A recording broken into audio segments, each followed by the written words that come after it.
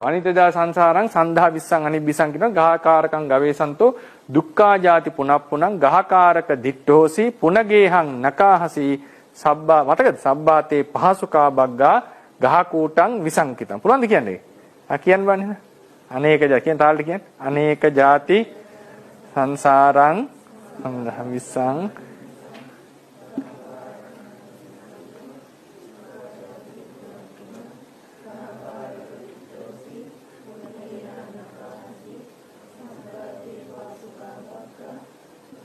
ගහ කූටං විසංකිතං විසංඛාර ගතං චිත්තං